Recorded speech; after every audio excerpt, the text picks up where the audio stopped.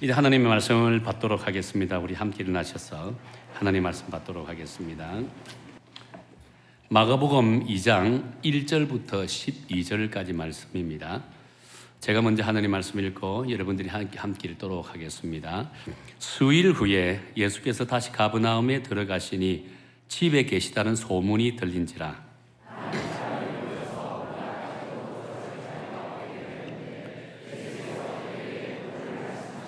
사람들이 한 중풍병자를 네 사람에게 메워 가지고 예수께로 올세.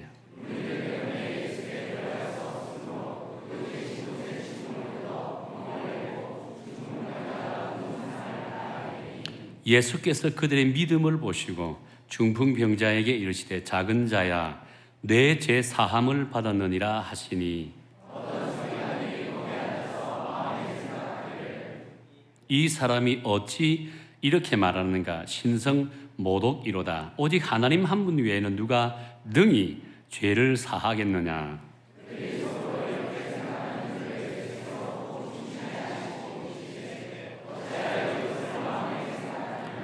중풍병자에게 뇌제 사함을 받았느니라 하는 말과 일어나 내 상을 가지고 걸어가라 하는 말 중에서 어느 것이 쉽겠느냐?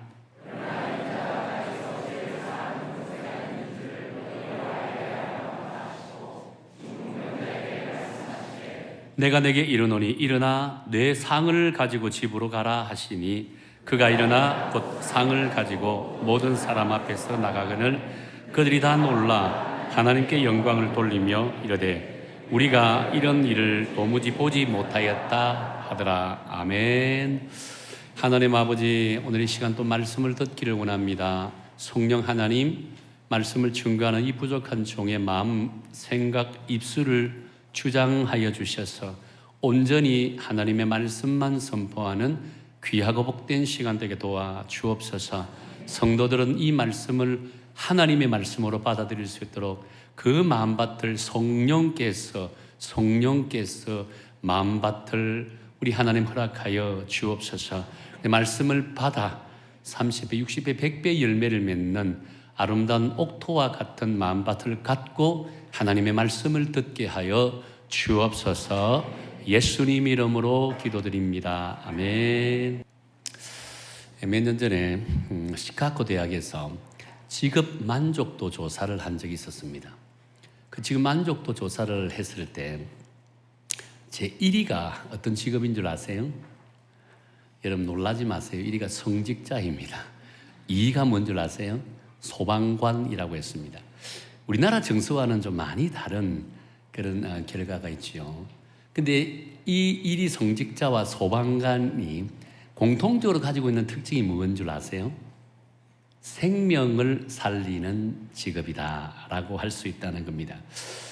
119에서 일하는 우리 소방관들에게는 육신의 생명을 살리는 일을 하고 성직자들은 영적인 영혼을 살리는 그런 일들을 한다라고 이렇게 볼 수 있겠죠. 그런데 실제 이 두 직업이 가지는 특징은요, 다른 그 어떤 직업보다 힘들고 위험하다라고 할 수 있다는 거예요. 소방관들을 보세요. 소방관들이 얼마나 위험합니까? 소방관들이 출동할 때는 자신의 생명을 하늘에 저당 잡아놓고 다른 사람의 생명을 구원하는 것처럼 보이잖아요. 성직자도 마찬가지입니다. 성직자들은 자기 욕심, 자기 삶을 내려놓아야만 감당할 수 있는 일이 이 성직자라고 하는 사역이라고 할 수 있다는 겁니다. 그럼에도 불구하고 지금 만족도에서 1, 2를 하게 된 이유가 있습니다. 왜 그럴까요? 생명을 살리는 것이 그만큼 소중하고 귀하다라고 할 수 있다는 거예요. 교회도 마찬가지입니다. 어느 교회가 좋은 교회냐, 건강한 교회냐 라고 묻는다면요, 저는 단호하게 생명을 살리는 교회가 건강한 교회가 좋은 교회다라고 이렇게 저는 말을 한다는 겁니다. 물론 모든 교회가 생명을 살리는 사역을 감당해야 합니다. 그럼에도 불구하고 그렇지 않는 교회들이 있다는 거예요. 교회가 마치 세상 사람들처럼 개모임하는 것처럼 끼리끼리 모이고 네 편 내 편 나누어서 또 남을 비방하는 일에 열을 쏟는 그런 교회들도 있다라고 한다는 겁니다. 그로 인해서 교회는 점점 병들어갈 수밖에 없다는 거예요. 그래서 좋은 교회는요, 목사가 만드는 것이 아니고 좋은 교회는 좋은 성도들이 만들어 나간다라고 이야기한다는 거예요. 그렇다면 어떤 성도가 좋은 성도, 건강한 성도일까? 물론 생명을 살리는 성도가 좋은 성도라고 할 수 있다는 겁니다. 그렇게 우리가 성교에 속해 있는 모든 성도님들은 좋은 성도가 되세요. 좋은 성도가 되어서 좋은 교회를 만들어 나아가서는 위대한 하나님이 찾으시는 교회를 만들어 나가기를 예수님 이름으로 축원합니다. 자, 이런 생각을 갖고 오늘 이 본문의 말씀을 묵상하게 된다면 우리에게 주는 교훈이 엄청나게 크고 놀랍다라고 할 수 있다는 겁니다. 여러분, 오늘 이건 본문에 등장하는 인물 가운데 우리 가장 주목을 하는 인물이 누굴까요? 물론 예수님이죠. 근데 예수님 외에 그 다음에 주목을 받는 인물을 꼽으라면 누구를 꼽을 수 있을까요? 아마 어떤 사람들은 중풍병자라고 이렇게 꼽을 수도 있을 거예요. 근데 저는 중풍병자보다 더 주목을 받는 인물을 꼽고 싶다는 겁니다.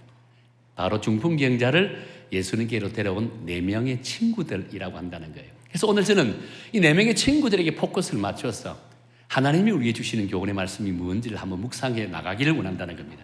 오늘 보면 이렇게 시작하죠. 1절입니다.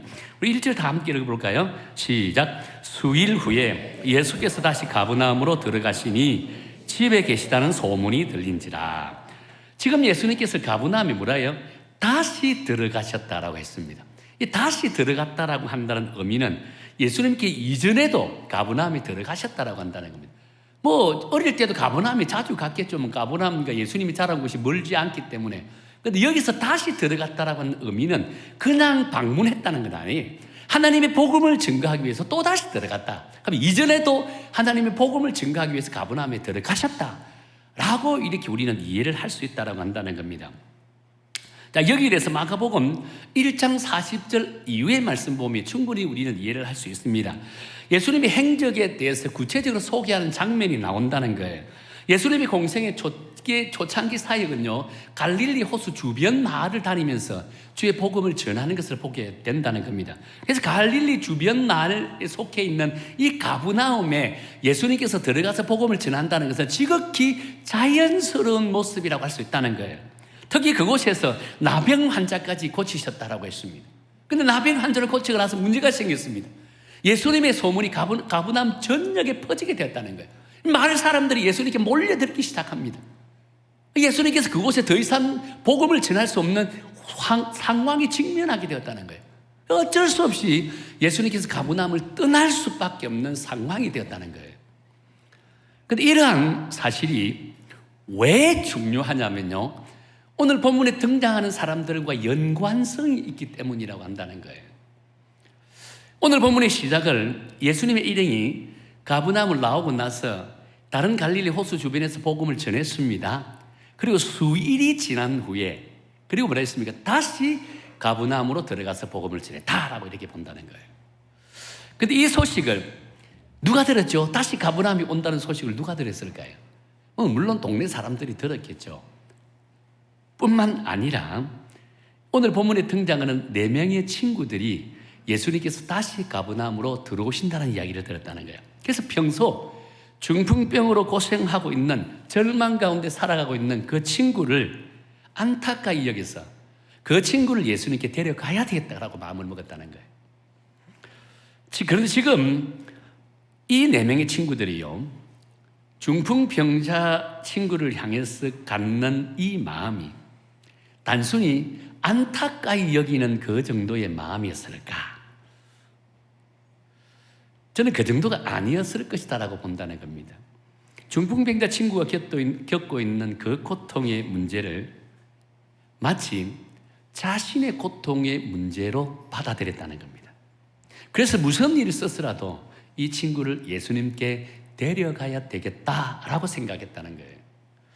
자, 그렇다면 이 4명의 친구들이 원래부터 중풍병자 친구를 대하는 모습이 이런 모습이었을까?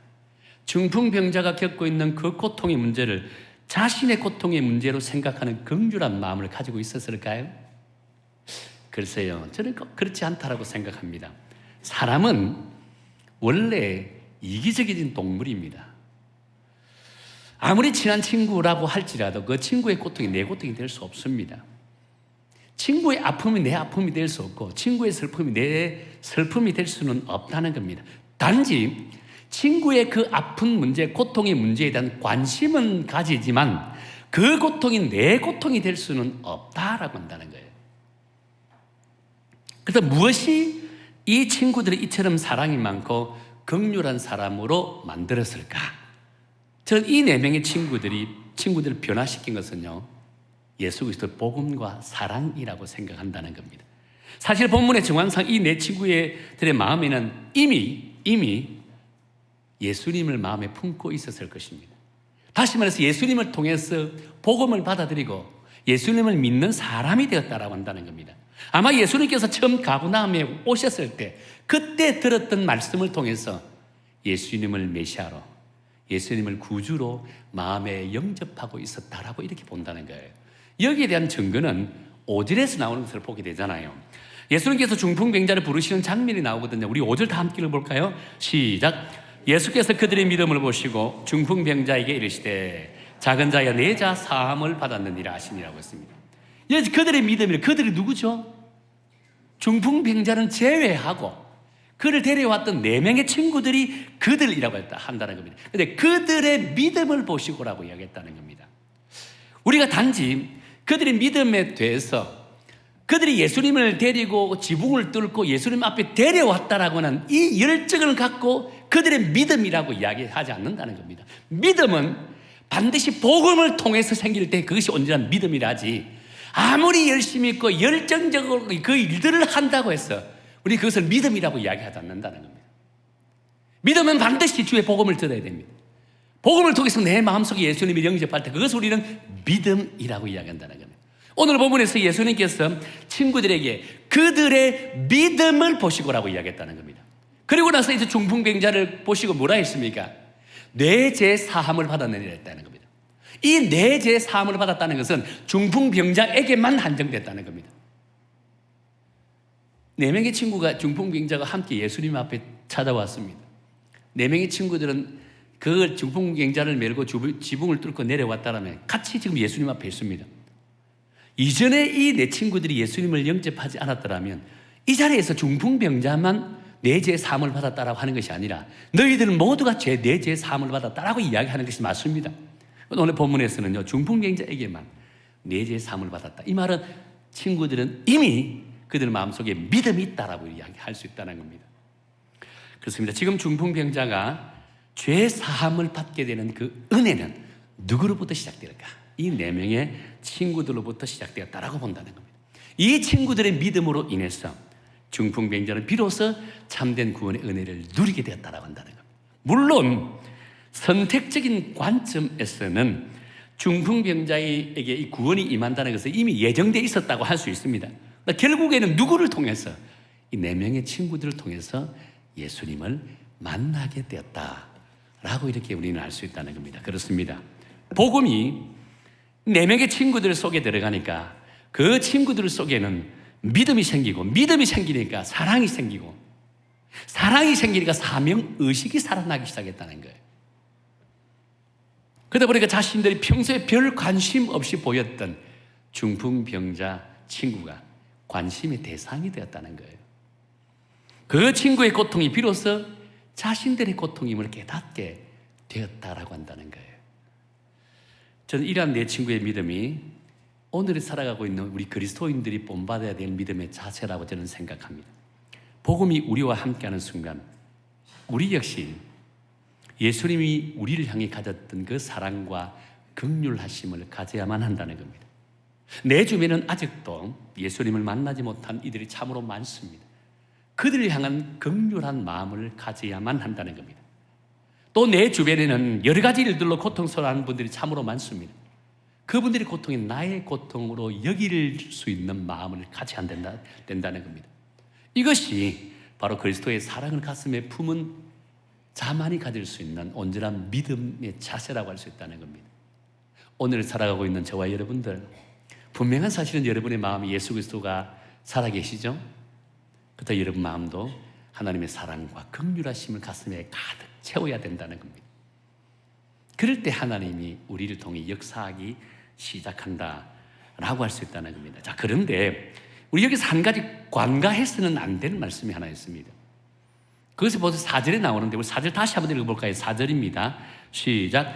무리들 때문에 예수께 데려갈 수 없으므로 그 계신 곳에 지붕을 뜯어 구멍을 내고 중풍병자가 눈상을 달아내리니 라고 합니다.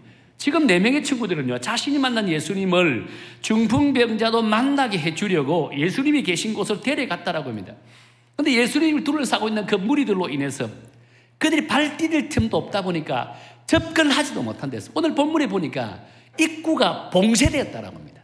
무리들로 인해서 봉쇄됐다는 겁니다. 그렇다 보니까 결국 이 친구들은 어떤 기질을 발휘하게 되죠. 도저히 들어갈 수 없습니다. 만날 수도 없습니다. 어쩔 수 없이 지붕이라고 해서 지붕을 뜯고 지붕 위로서 이 중풍병자 친구를 내렸다는 겁니다.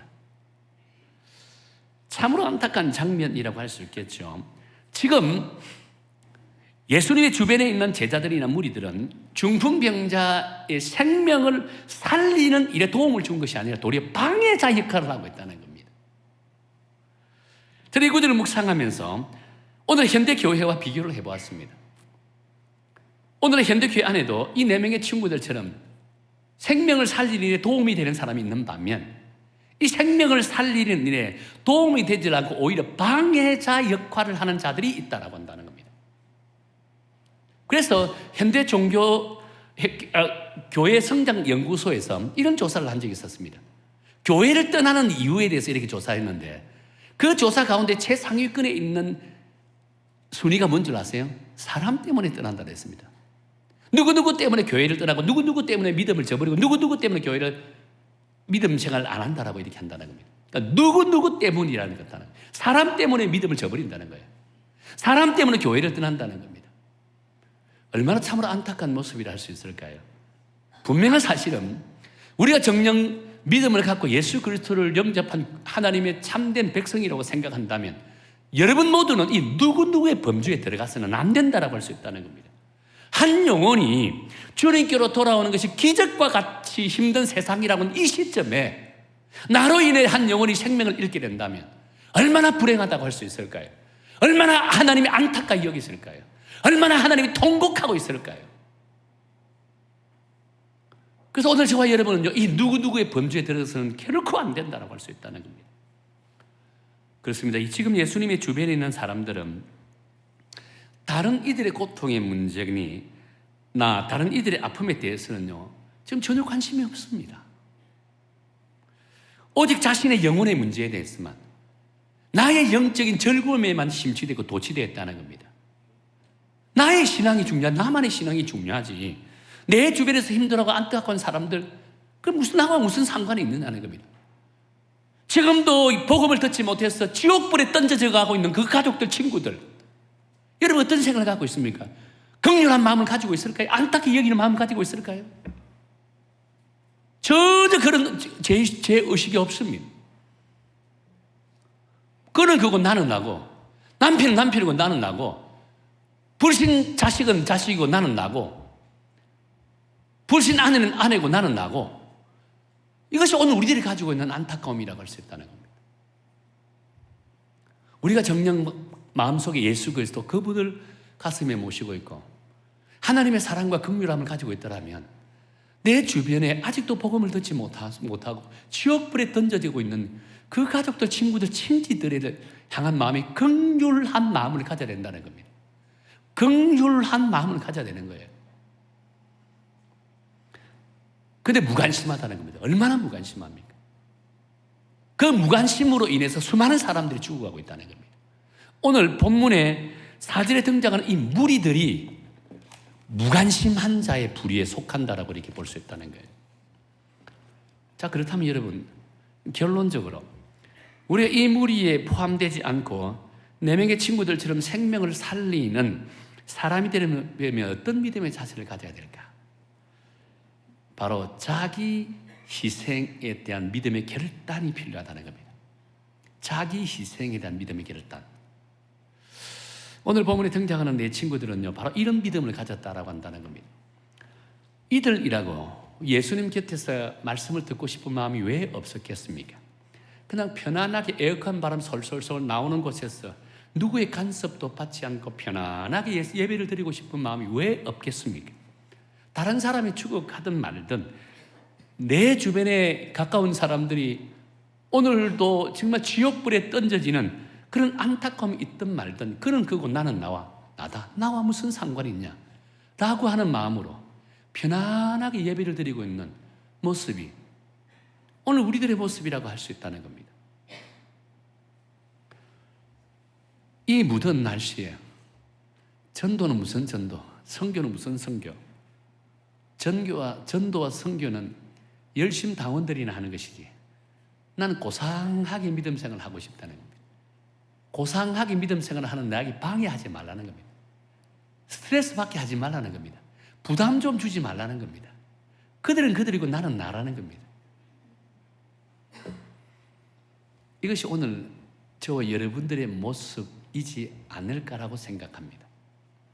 그런데 오늘 본문에 등장하는 4명의 친구들은요, 우리처럼 이렇게 이기적인 믿음을 가지고 있지 않았다라고 이야기합니다.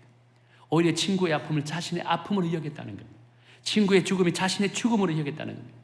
그래서 그 아픔을 해결하기 위해서 직접적으로 행동으로 나타났다라고 이야기했습니다. 사실에서 무리들 때문에 예수께로 데려갈 수 없다라고 했는데 그 계신 곳에 지붕을 뜯어 구멍을 내고 중풍병자가 누운 사관을 내렸다라고 이야기했다는 겁니다. 이 4명의 친구들이 마음이 얼마나 다급했으면, 얼마나 안타까웠으면 지붕을 뜯으려고 하는 그런 마음을 가졌을까요? 여러분, 이러한 행동은요, 대단한 결단이 아니면 할 수 없는 행동이라고 할 수 있다는 겁니다. 자기 희생이 없으면 결코 할 수 없다는 겁니다. 분명한 것은요, 지붕을 뜯으면 원상복귀를 해줘야 됩니다. 이 4명의 친구들의 집일까요? 아니에요.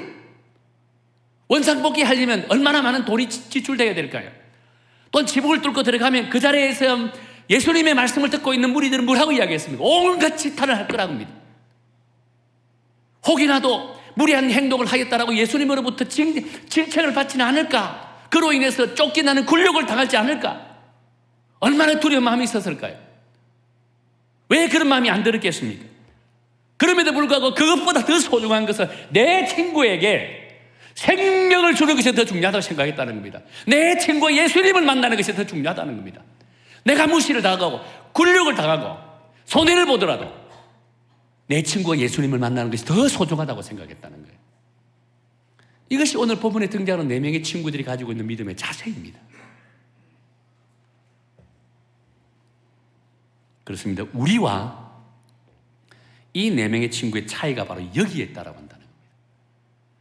우리는 복음을 전하는 사역을 하고자 하면 항상 계산을 합니다.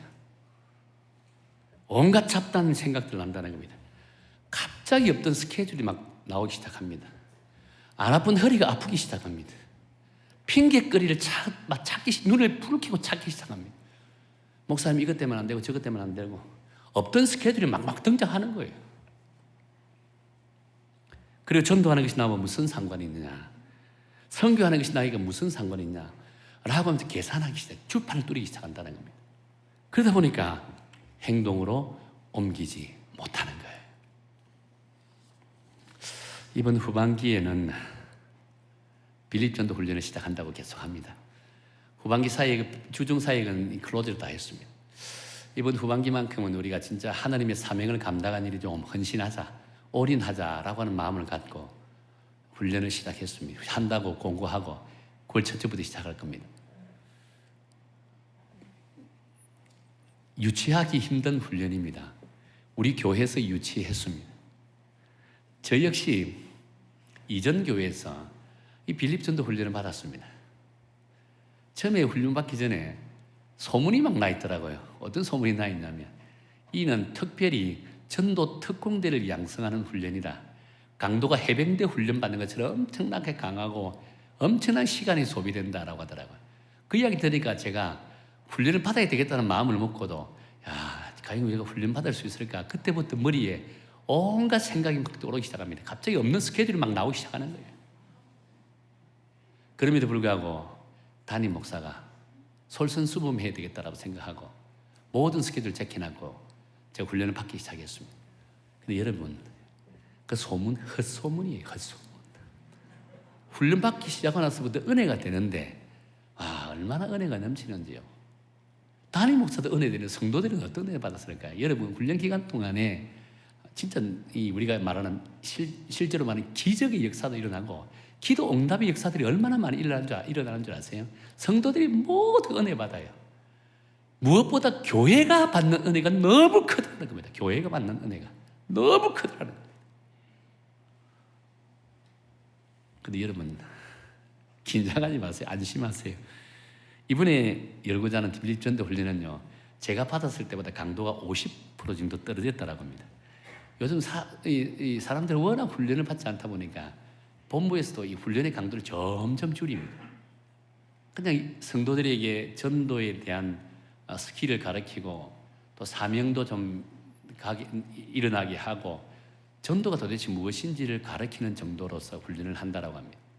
여러분 두려워하지 마시고 우리 교회에서 유치할 때 여러분 시간 내고 내 삶 좀 희생하고 훈련에 임하세요. 특히 직분을 가지고 있는 분들일수록 더 열심히 훈련을 받으세요. 우리 교회들을 다 받습니다. 이번에 우리 교회들을 저는 받았기 때문에 나머지 받지 않은 우리 교회들을 다 같이 받습니다. 여러분 이번 기회에 함께 훈련 받아서 정말 하나님 주신 사명이 뭔지를 함께 깨닫고 그것을 꼭 직접 행동으로 옮기는 그런 믿음의 사역을 감당하기로 합니다. 그럴 때 하나님이 주시는 은혜는요, 여러분 이루 말할 수 없을 정도로 크다는 겁니다. 무엇보다 정말 이 훈련은 복음 사역을 행동으로 옮기게 하는 훈련이라고 한다는 겁니다. 하나님께서는 복음 사역을 위해서 자신의 시간과 물질과 또 삶과 즐거움을 내려놓는 자에게 주시는 은혜는 갑절의 이상이 크고 놀랍다라고 이야기한다는 거예요. 여러분 믿음의 가치는 어디에서 나오는 줄 아세요? 믿음의 가치는 자기 희생을 통해서 나온다라고 했습니다. 이 자기 희생은요, 우리를 구원하시기 위해서 고난의 십자가를 지신 예수 그리스도 그분에게서 나온다는 겁니다. 그렇게 우리가 정녕 예수님을 나의 구주로 영접한 그리스도인이라면 예수님처럼 자기 희생의 결단이 있어야 된다는 겁니다. 아무리 힘들고 두렵고 시간이 많이 걸리고 투자한다 할지라도 생명을 구하는 일에는 자기 희생의 결단이 있어야 된다는 겁니다. 그럴 때 우리는 참된 믿음의 가치를 발견하게 된다는 거예요. 제가 계속적으로 강조하는 건데 훈련받고 나면 하나님이 주시는 은혜가 너무 커요. 기도 응답도 있지만 기도 응답보다 더 귀한 것은요, 믿음에 대한 참된 가치를 깨닫게 되더라는 겁니다. 사람이 달라지더라는 겁니다. 인생이 달라지더라는 겁니다. 전도뿐만 아닙니다. 이번에 파송받은 국내 단기 선교도 마찬가지고 지난번에 갔다 왔던 우리 태국 단기 선교도 마찬가지입니다. 모두가 생명을 살리는 일이 사역입니다. 또 9월달부터 있어 빌립전도도 생명을 살리는 사역이라고 한다는 겁니다. 여러분 이런 사역을 감당하기 위해서는요, 반드시 자기 희생이 있어야 가능하다는 겁니다. 이 자기 희생 없이는 불가능하다는 겁니다. 그런데 하나님은 자기 희생을 통해서 이 사역에 헌신하는 자에게는 은혜가 넘친다. 우리 여성교 성도 여러분 모두는 이번엔 단기 선교도 마찬가지고 9월달에 있을 빌립전도 훈련을 통해서 정말 자기 희생의 믿음의 결단을 통해 믿음의 참된 가치를 발견하고 하나님이 주시는 은혜를 풍성히 체험받아 생명을 살리는 성도로, 생명을 살리는 교회로서 이 시대 마지막 때 정말 하나님의 나라를 위해서 존귀하게 쓰임 받는 우리 믿음의 성도, 교회가 되기를 예수님 이름으로 축원합니다.